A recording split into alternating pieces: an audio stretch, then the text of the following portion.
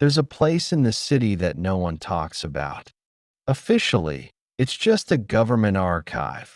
Rows of shelves filled with old tapes, hard drives, and recordings.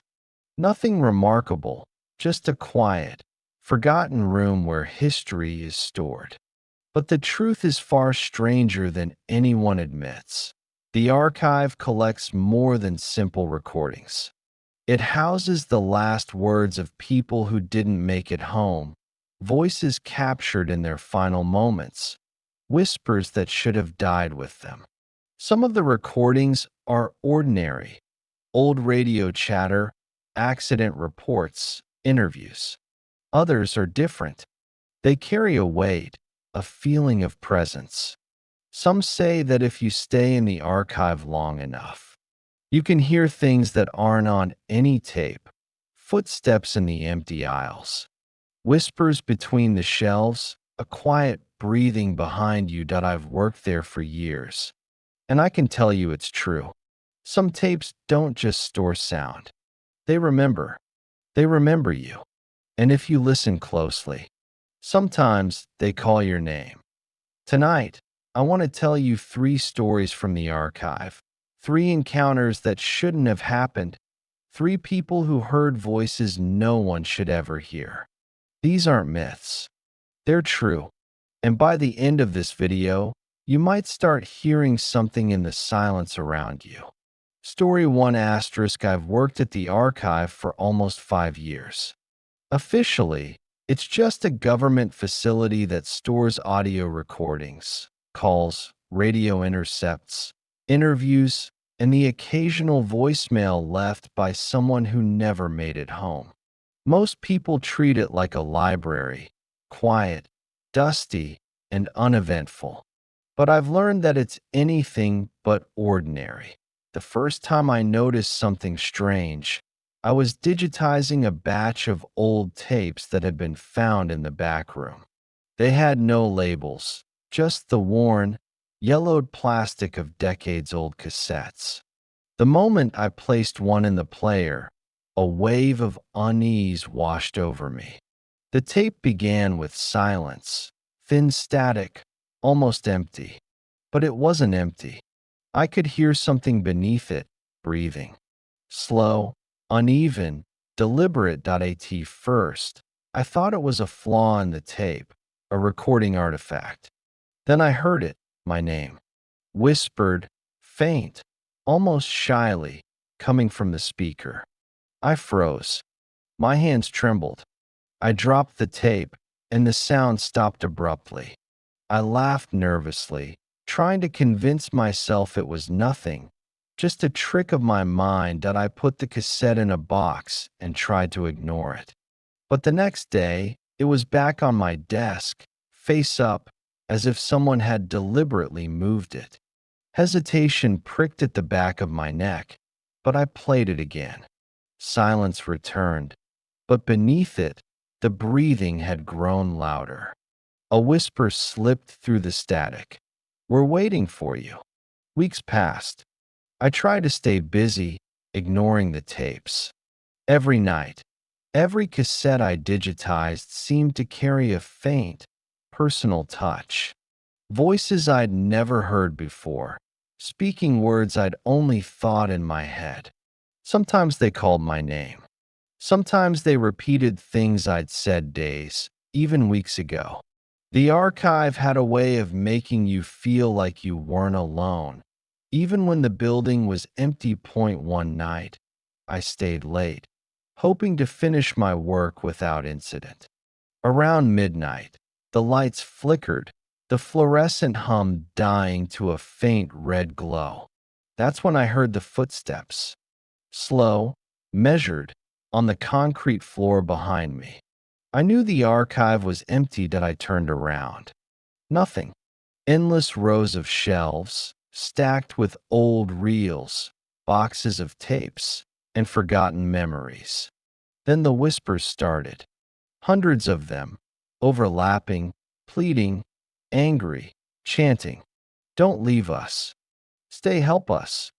Layered voices. Yet I could hear my own name repeated over and over. The sound wasn't coming from the speakers or the walls. It was in the air itself, crawling into my ears, my mind, my chest that I tried to run, but the hallway seemed longer than it should. Every step echoed, though I was alone. The whispers turned into screams, metallic and dry, like nails on glass. I tripped over a stack of tapes and fell hard, the air knocked from my lungs.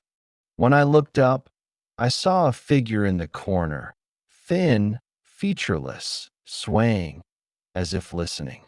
It didn't move closer, but I felt its attention, heavy, suffocating that I grabbed my things and ran, not daring to look back. The moment I passed the exit, the noises stopped. Just like that. Silence. But when I turned, I saw one tape had rolled out of the box onto the floor. Its label was blank, except for a single word scratched into the plastic. Listen. I didn't sleep that night. I didn't dare. I left the archive early the next day and avoided the back rooms for weeks. But the tapes, the cursed tapes, they always find their way back.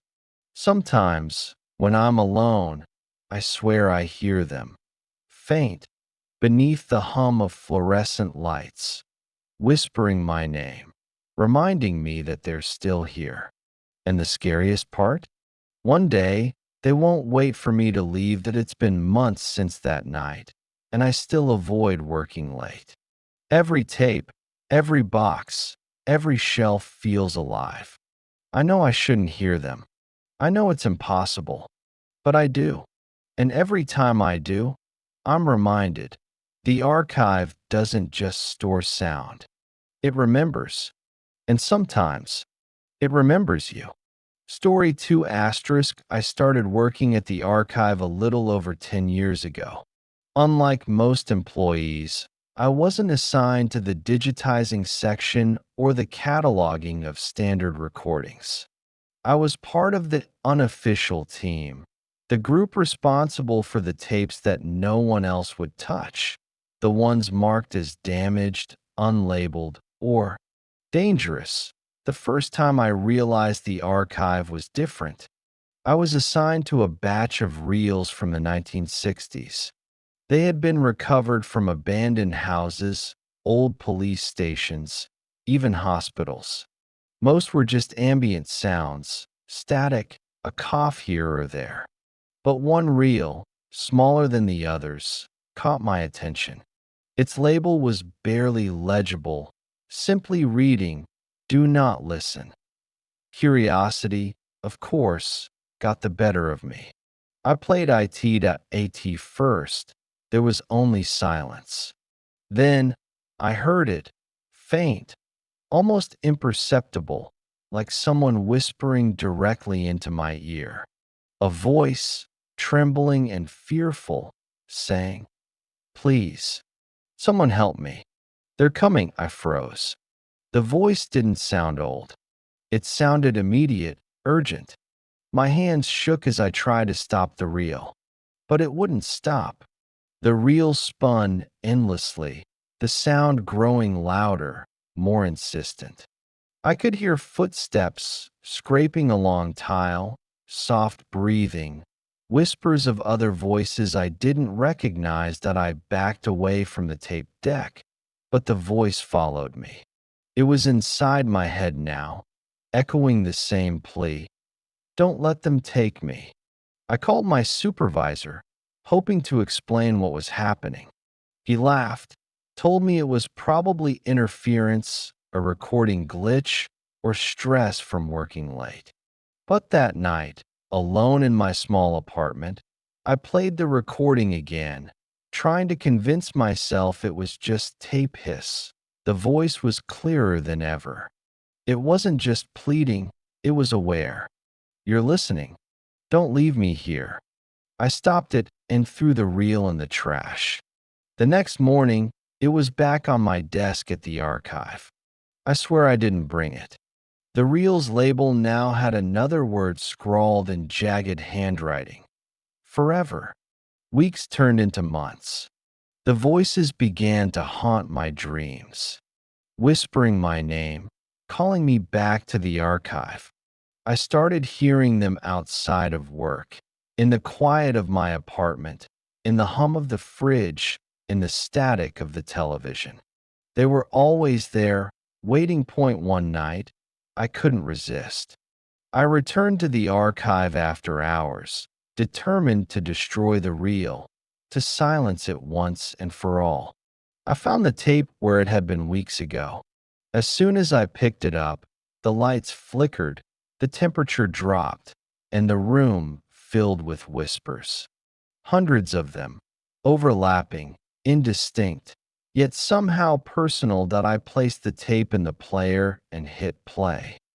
The voice spoke immediately, panicked. "You're here? Don't leave me."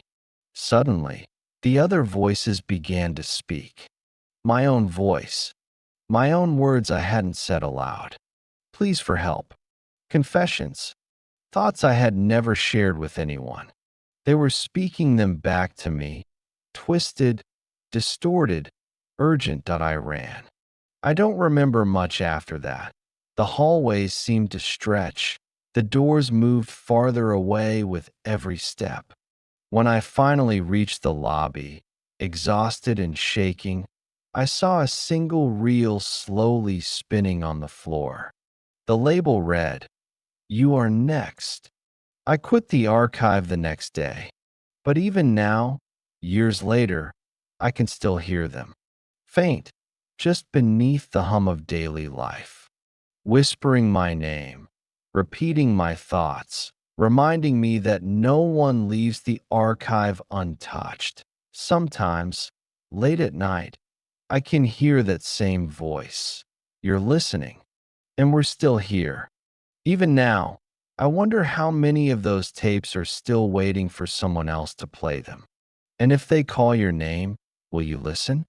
Story 3 asterisk. I wasn't supposed to be working at the archive that night. I had volunteered to help catalog a batch of analog tapes that had been misplaced for decades. I'm a sound engineer by trade, used to the strange hums and crackles that come with old recordings. But nothing I'd encountered before compared to what I found that evening. The tapes I was assigned had no labels, just dusty reels with handwritten numbers. Most were mundane, old radio broadcasts, interviews, construction site recordings. But one tape was different. Its plastic casing was warped, brittle, and the label had been scratched off completely. A single word was faintly etched into the surface. "Listen." Curiosity got the better of me. I loaded it into the player. At first, there was nothing, only static, soft and thin. Then I heard it.